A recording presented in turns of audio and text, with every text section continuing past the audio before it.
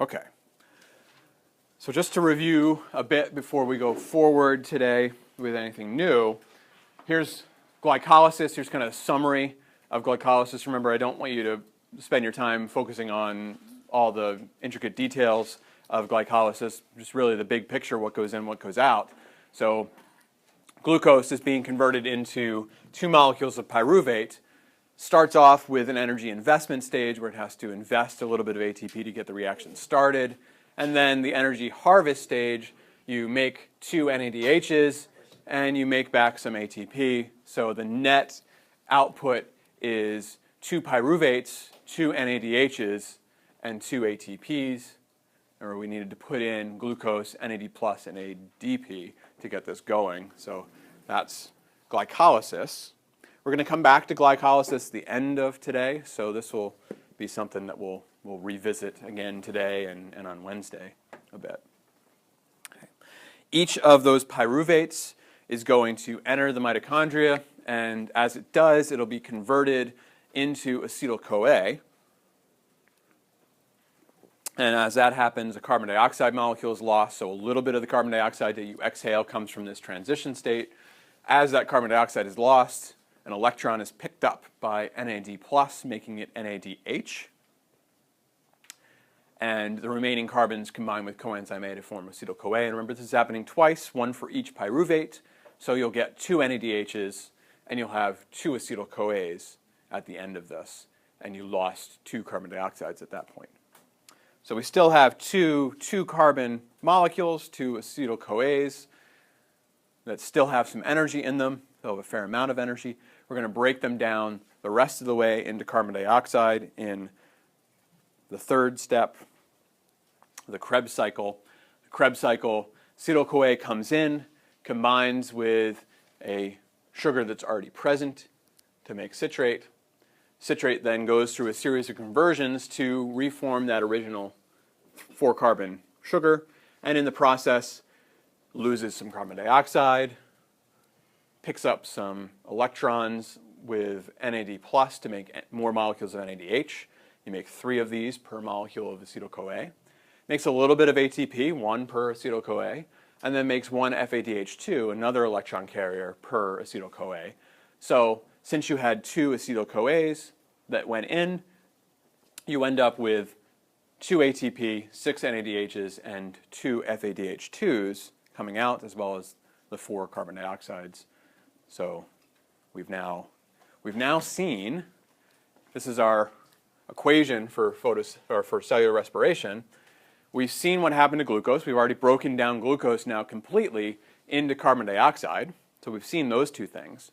We still haven't seen oxygen play a role. We'll see what role oxygen plays today. And we haven't seen water be produced yet.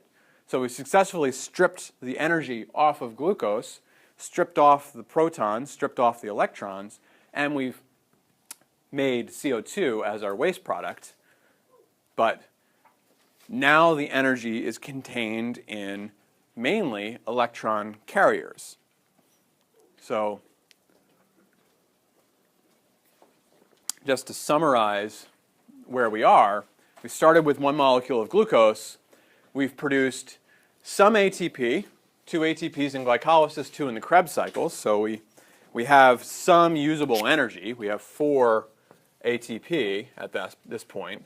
But the bulk of our energy is in electron carriers. We had 2 NADHs in glycolysis, 2 NADHs in acetyl-CoA formation, and 6 in the Krebs cycle. So we have 10 NADH. And we have 2 FADH2s that were produced in the Krebs cycle as well. So the bulk of the energy from glucose is still tied up in these electron carriers, but it's been split up now into 12 different molecules. So the last step,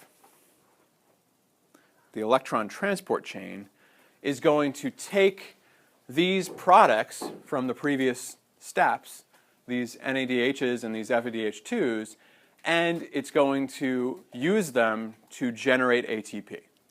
So because most of the energy is still tied up in these electron carriers, we need a way to release it. The electron transport chain, which is embedded in the inner mitochondrial membrane. So just to remind you, here's a mitochondria. It has two membranes. The electron transport chain is going to occur here on this inner membrane. So this is the outer membrane, it's the inner membrane, that's a matrix. This is the inner membrane compartment, or intramembrane compartment. So the energy stored in these electron carriers is going to generate ATP through a process called chemiosmotic phosphorylation. If you can't see that word, here's what it looks like. So chemiosmotic phosphorylation. So what this means is we're going to use chemical energy to set up a concentration gradient, and that's going to drive phosphorylation. Yeah. What are the electron carriers? NADH and FADH2.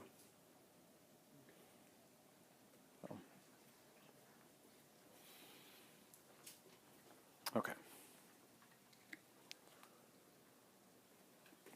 So this is a process that should look fairly familiar. It's very similar to the electron transport chain we saw in that was embedded in the thylakoid membrane in photosynthesis, so it should sound familiar to that.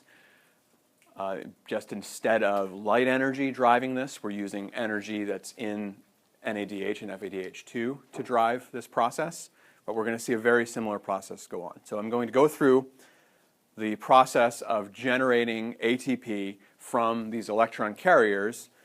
We'll go through it once where I've just written it out in text, and then we'll go through it again in a kind of a picture form for those of you that are more visual on this, and then I'll show you a video, and then we'll review it again, kind of thing. So just like we did with photosynthesis, the light reactions, there's going to be a few different versions you'll see this in. So this process is called chemiosmotic phosphorylation, takes these molecules and releases their energy to convert it into ATP. So here's the steps of this process. So those two electron carriers, that's what we started with, NADH and FADH2, which you have 12 total of these, so lots of them bringing energy, will release their electrons to the electron transport chain. So they come to the inner mitochondrial membrane, they drop off their electrons, and that's the start of the process. The electrons are then going to pass along proteins that are embedded in the membrane, and as they do, their energy, the energy that is in those electrons, is going to drive active transport. So it's going to pump protons, so hydrogen ions, from the matrix. So hydrogen is going to be pumped from here into the inner membrane space. And this is going to, just like we saw in the thylakoid, build up the concentration in the intermembrane compartment. So forming a concentration gradient across the membrane. The electrons then, once they've given up all their energy, they need somewhere to go, they're going to combine with hydrogen and oxygen to form water. So this is where we finally see oxygen. Oxygen is said to be the final electron acceptor. So it is where the electrons that were initially stripped off of glucose end up. So rather than these electrons going directly from glucose to oxygen, they first went to NADH or FADH2, then they went to the electron transport chain, and then they went to oxygen. So it's kind of a roundabout way, but they eventually get transferred to oxygen, and this is where water is formed now at the end.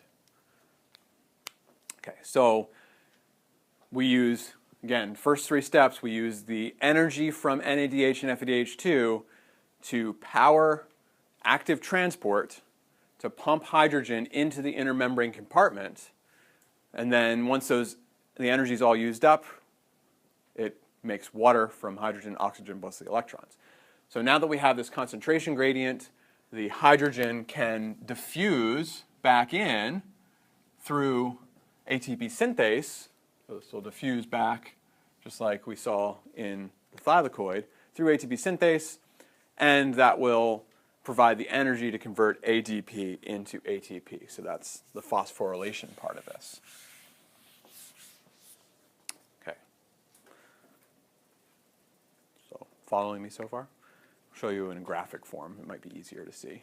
But energy from NADH and FADH2 will power active transport to pump hydrogen from the matrix into the space between the two membranes, and then diffusion back through ATP synthase is going to generate ATP.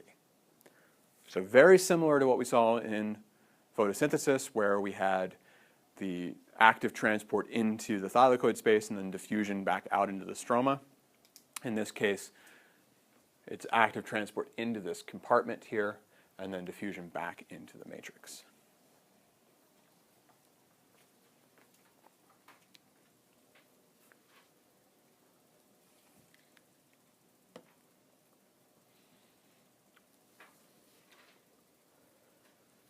Okay. Give you guys a minute, all the furiously writing people.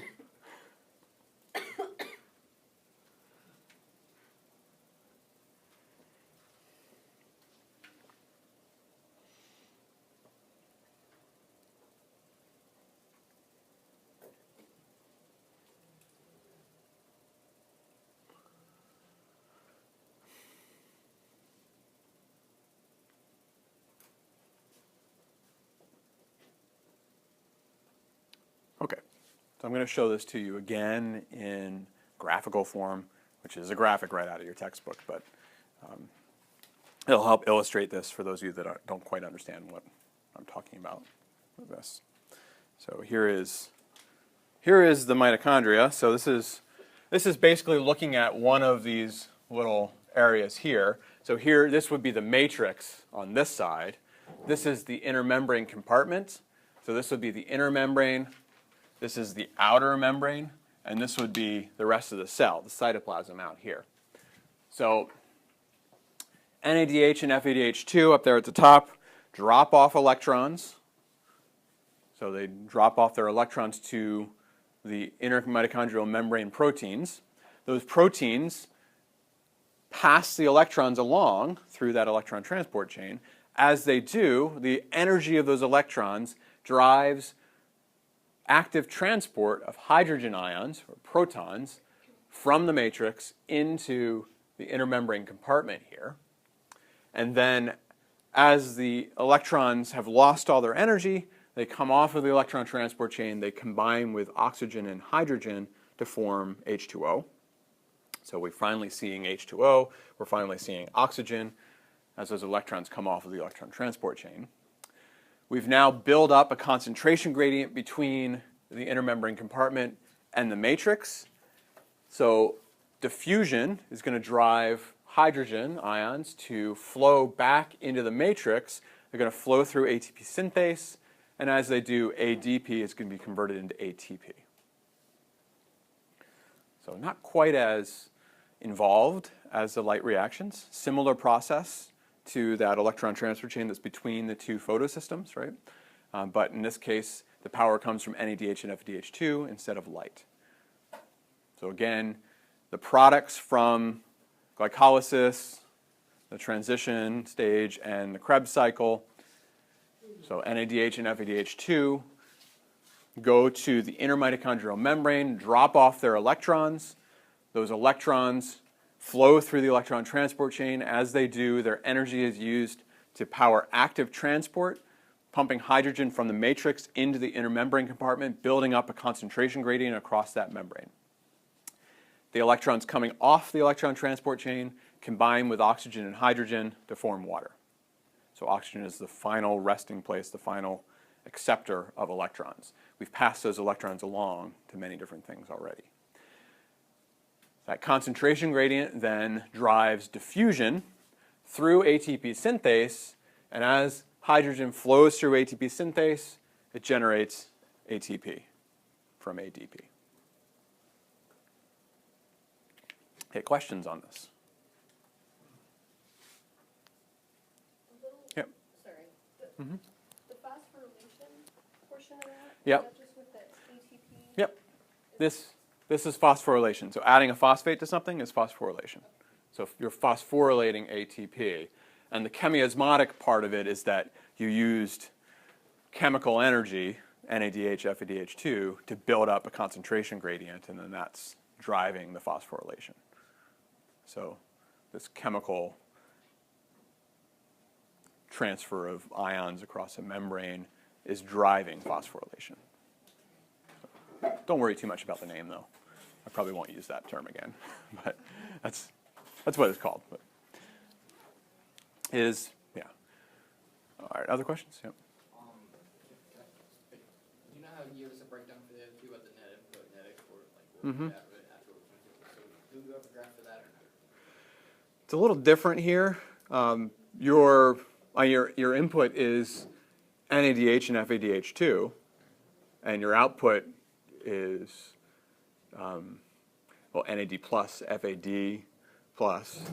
I guess you also input O2 and you get out H2O. There's a lot of kind of little things going on here, and ATP. So I guess, yeah, you could say NADH, FADH2, O2, and ADP are put in, and NAD plus, FAD plus, H2O, and ATP come out. You could say that. Number-wise, we're going to go into numbers in the next slide, but really it's hard to calculate at this point, too, because you're using energy to build up a concentration gradient, and that drives diffusion. So it's kind of a, I don't know, it's a little bit different than the other ones. All right, other questions? So where does the energy come from to drive this process? Yeah, those electron carriers, which got the energy by breaking down glucose, right? So what actually drives ATP synthesis? What powers ATP synthase? Hydrogen, yeah, so hydrogen diffusion. So it's a concentration gradient. So it's the difference in concentration between here and here that directly drives ATP synthase. How is that concentration gradient built up? By electrons powering what? Yeah, which does what? It's jumping off the electrons and picking up the. All right. Builds a concentration gradient. Okay, yeah, we've come full circle now. But how does it build a concentration gradient? So what is the electron transport chain doing? Like oxygen added to the hydrogen or something? Well, at the end, that's how water's formed. Yeah. But what are these proteins doing? What do they do with the energy from electrons? They're not, it's not diffusion because they're using energy, so it's active transport, right? So active transport. So, okay, so electron energy drives active transport, which creates a concentration gradient. Concentration gradient then drives diffusion, which is a passive process, through ATP synthase, so that energy generates ATP. So just like we saw in photosynthesis, you're basically using those energy sources, FADH2 and NADH, to pump things uphill, so to pump water to the top of a dam, and then as water flows through the turbine in the dam, it generates energy. So you're using the energy here to pump hydrogen in here, and then as hydrogen diffuses back out, it generates ATP. So again, very roundabout way, very confusing, odd way to do things, but that's the way your cells do it. In bacteria, they actually pump hydrogen out of their body and then have it so outside of the cell, because remember they don't have mitochondria, so it's a different process, but it's a similar idea. Okay. Mm-hmm. That ending part over there with the oxygen stuff, that's confusing. Okay. I'll talk about that more in another minute, but it's so here's the big thing that students often mix up is electrons from hydrogen. So hydrogen are protons and electrons are electrons. Electrons are where the energy is. So the high energy electrons are dropped off from FADH2 and NADH. Their energy is used to drive active transport, and so by the time they get here, these two purple electrons there have no energy left. But they need to go somewhere in order for this process to work, and we'll talk about that why in a few more slides. So where they go is oxygen picks them up. And oxygen combines with electrons, but it also combines with hydrogen, and that forms water. So you have O2 and you have you have O2, and you have basically, you could say 4H plus 4 electrons will give you 2 H2O if I balance it out properly. So, because this is going to be neutrally charged, so you've got electrons and hydrogen and oxygen. So that's what happens there, is that it combines with hydrogen and oxygen to form water. So you've got protons, electrons, and oxygen gives you water. All right, and I'll bring that up again, but that's really all I wanted at that part. Okay. The purple, are those proteins? These blobs? Yeah. Yes, they're proteins. And is there a name for them? Is that like the photosynthesis? Yeah, they have names, but I don't really want you to worry about it. You can look it up if you want, but they have really long names. Yeah, they have really. Like photosystem 2 and photosystem. Yeah, they do. They have names, but they're really long, and you don't want. They're not as easy to remember. Yeah, you can call them electron transport proteins, something like that. Protein complexes, because they're actually multiple proteins. But yeah, if you go onto YouTube and you look this up, there are high schools that have done these things, and there's like PG and there's all these different. There's acronyms for them too, but don't confuse yourself. Yeah. All right. Okay, any other questions on this? I'll review it again, and we'll watch a video on it again, but this makes sense. It's very similar to photosynthesis, right? Very similar to that process that's going on with the thylakoid. Okay. Yeah, just remember, active transport requires energy. Diffusion does not. Okay, so it's very hard to calculate numbers of ATP that are made, but your book does try, so I'm going to put the slide up anyway. I'm never going to ask you for total number of ATP produced. I might ask for relative, because we're going to talk about a different mechanism called anaerobic respiration later on, and I might look at the relative ATP between the two processes, but I'm not going to say, give me the number of ATP produced here. But in theory, every NADH produces 3 molecules of ATP, and every FADH2 produces 2 molecules. And if you look back at that graphic of the electron transport chain, you'll notice that the electrons coming off of NADH actually go through 3 pumps, whereas the ones coming off of FADH2 only go through 2 pumps, and that's why there's a difference there. It's the number of protons that are actually pumped across using the energy from the electrons in these 2 molecules. So in reality, some of the protons, some of those hydrogen ions, will leak back through the membrane without producing ATP. So they're going to somehow circumvent the ATP synthase. And there's also energy lost at other various stages of the processes. So we don't quite get this number back. So if we were to add up all the ATP produced, you have 2 made in glycolysis, you have 2 made in the Krebs cycle, and since you had 10 NADHs, which would be 30, and you have 2 FADH2s, so it would be 4 more, that's 34 made in the electron transport chain. So if you add those all up, you get 38. There is a little bit of energy that's needed to bring NADH into the mitochondria from outside, so from glycolysis. So you subtract a little bit for NADH transport, and the grand total is about 36 by your book. The last book we used said 32 to 34, which is why I don't stick to a number, because every book that I read has a different way of calculating it. I mean, it's really hard to calculate anyway, because this is not happening 1 glucose molecule at a time. You don't eat just 1 glucose molecule.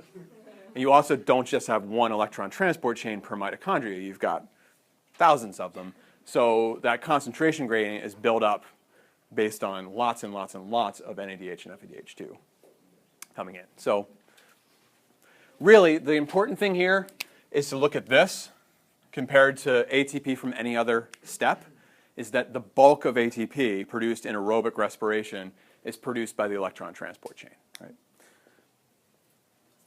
Okay. So lots of ATP produced by the electron transport chain, not so much produced earlier in the cycle, which means that anything that funnels electrons to the electron transport chain can generate a fair amount of ATP. So we've been looking at this from a very focused viewpoint of what happens to glucose in a cell. If you take nutrition, you'll learn about lots of other pathways that all meet up here. I think, at least that's what you learn in nutrition. So one slide kind of to remind you of this, that we have been really laser focused on one fuel source, on just glucose, but there are lots of other fuel sources out there, which you know that you don't eat just candy all day.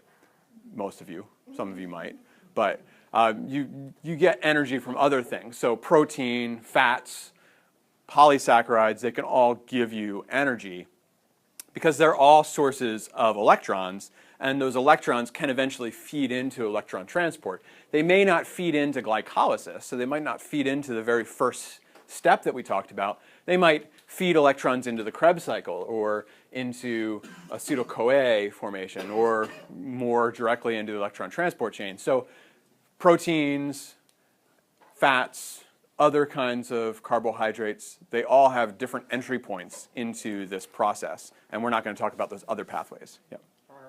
Are all versions of this called respiration? Yep. It's all cellular respiration. It just would have different equations than this because you'd have a different input.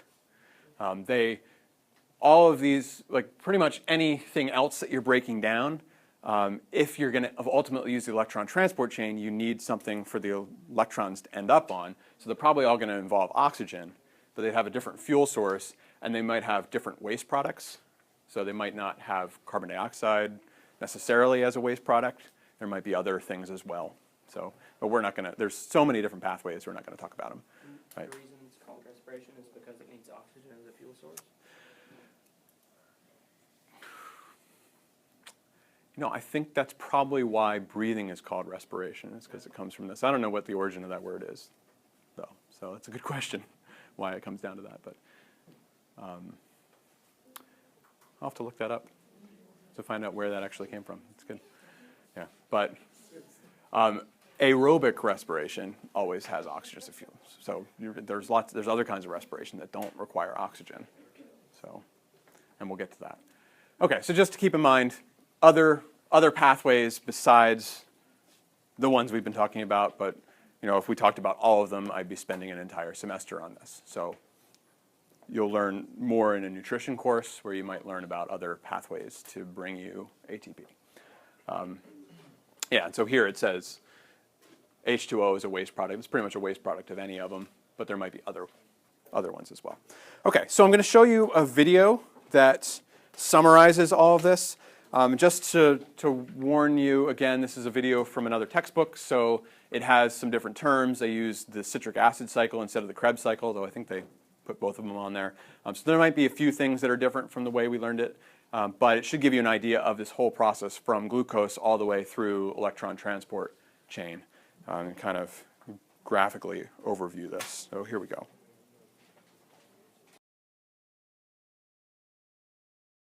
As this mountain biker heads up the trail, the breakfast he ate this morning is being burned to power his bike ride. His breathing rate increases as his leg muscles demand more oxygen to burn more fuel. Let's zoom down to where this fuel is burned, our cells. Here, the blood vessel on the left delivers fuel and oxygen to a single muscle cell. In cellular respiration, energy in fuel is converted to ATP, shown here as starbursts. Most ATP is made in the cell's mitochondria. ATP powers the work of the cell, such as contraction. Let's take a closer look at how ATP is produced from a molecule of glucose, our fuel. Only the carbon skeleton is shown to keep things simple. The first step is called glycolysis, and it takes place outside the mitochondria. To begin the process, some energy has to be invested. Next, the molecule is split in half. Now, the molecule NAD+, an electron carrier, picks up electrons and hydrogen atoms from the carbon molecule, becoming NADH. Keep track of the electron carriers. They play an important role by transporting electrons to reactions in the mitochondria. In the final steps of glycolysis, some ATP is produced, but not much. For every glucose molecule, only 2 net ATPs are produced outside the mitochondrion. However, glycolysis has produced pyruvic acid, which still has a lot of energy available. Let's follow this pyruvic acid molecule into a mitochondrion to see where most of the energy is extracted. As the molecule enters the mitochondrion, 1 carbon is removed, forming carbon dioxide as a byproduct. Electrons are stripped, forming NADH. Coenzyme A attaches to the 2-carbon fragment, forming acetyl-CoA. Coenzyme A is removed, and the remaining 2-carbon skeleton is attached to an existing 4-carbon molecule that serves as the starting point for the citric acid cycle. The new 6-carbon chain is partially broken down, releasing carbon dioxide. Several electrons are captured by electron carriers, and more carbon dioxide is released.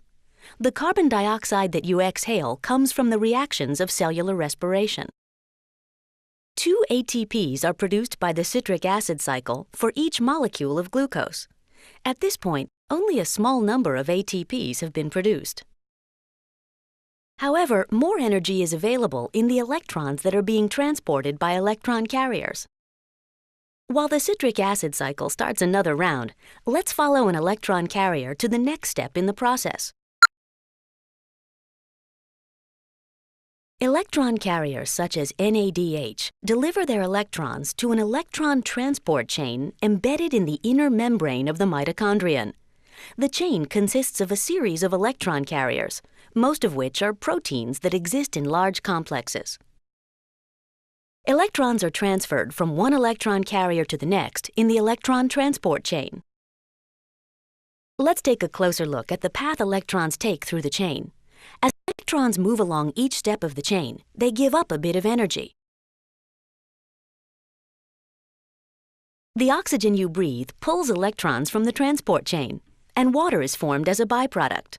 The energy released by electrons is used to pump hydrogen ions, the blue balls, across the inner membrane of the mitochondrion, creating an area of high hydrogen ion concentration.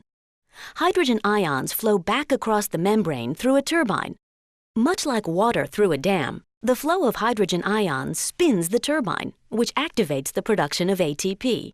These spinning turbines in your cells produce most of the ATP that is generated from the food you eat. The process you've just observed, cellular respiration, generates 10 million ATPs per second in just one cell. That ATP can power a biker up the trail, or it can power your brain cells as you learn challenging biology topics.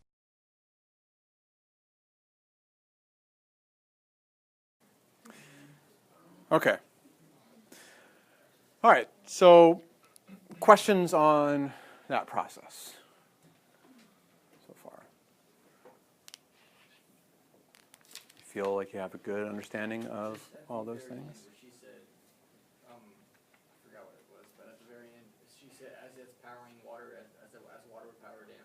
Yeah. It says it turns hydrogen into ATP. Is that but on your slide it said it turns ADP into ATP. Yeah.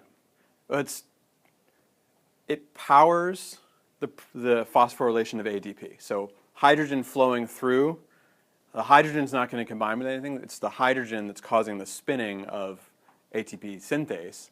And then ATP synthase is catalyzing the phosphorylation of ADP. So it's ADP being converted to ATP by adding a phosphate. The hydrogen is just the power source. Okay. Yeah. Okay, so just to review, glycolysis breaks down glucose to pyruvate, produces NADH ATP. It's followed by conversion of pyruvate into acetyl-CoA, produces a little bit more NADH. Acetyl-CoA is broken down in the Krebs cycle, producing more NADH and FADH2 and a little bit more ATP.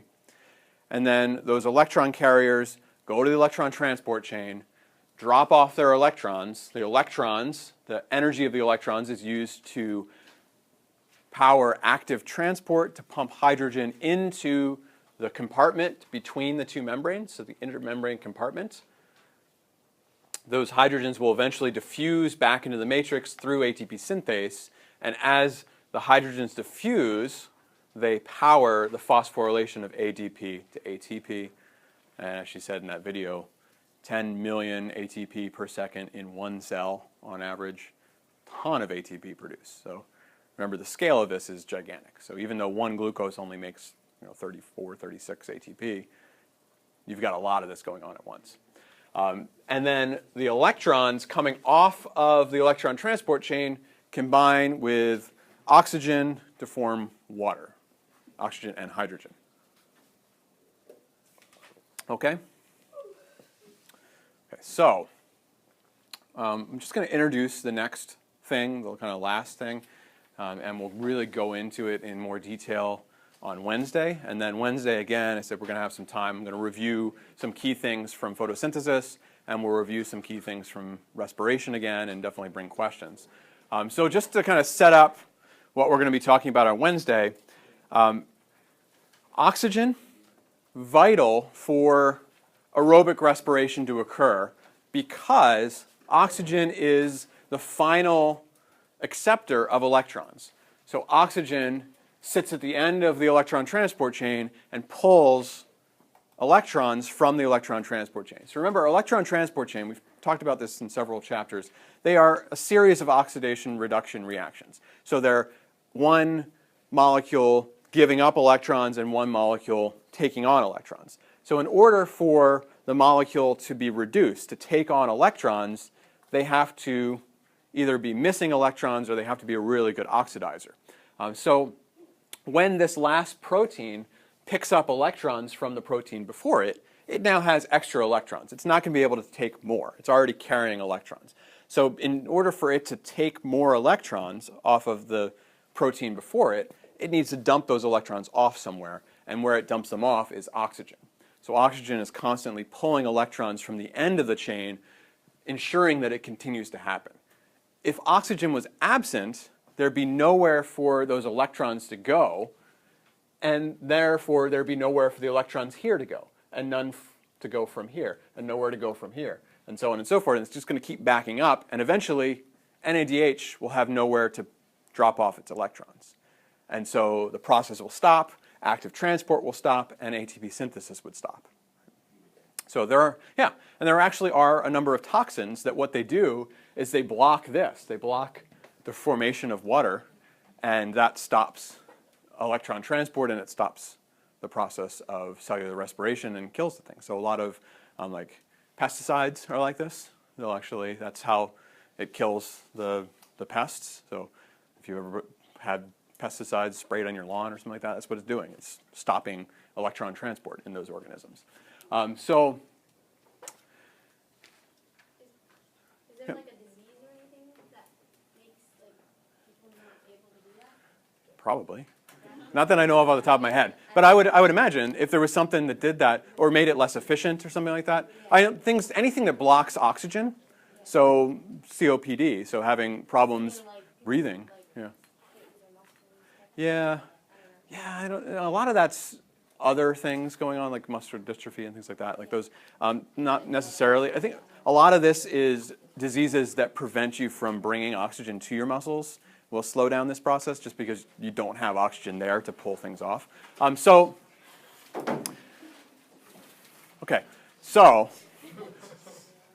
you need something to pull electrons from the electron transport chain, but it doesn't have to be oxygen. In humans it does. That's the only mechanism we have. But there are other organisms with other mechanisms besides oxygen to pull electrons from the electron transport chain.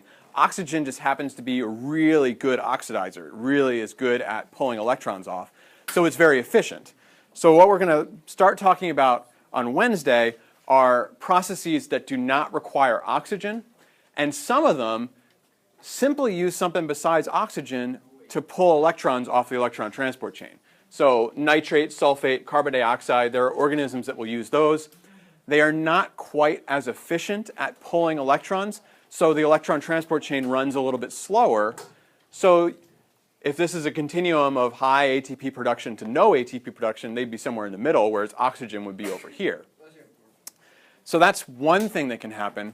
There are also organisms that bypass the electron transport chain altogether. So they don't use the electron transport chain. And we'll talk about that in a lot of detail on Wednesday. which is they actually don't produce any more electrons or any more ATP past glycolysis. And these are pathways called fermentation pathways. And we'll talk about why they're necessary in class on Wednesday, and we'll pick up here. And then we'll review some things as well. So I'll stop there, and we'll continue talking about anaerobic respiration on Wednesday.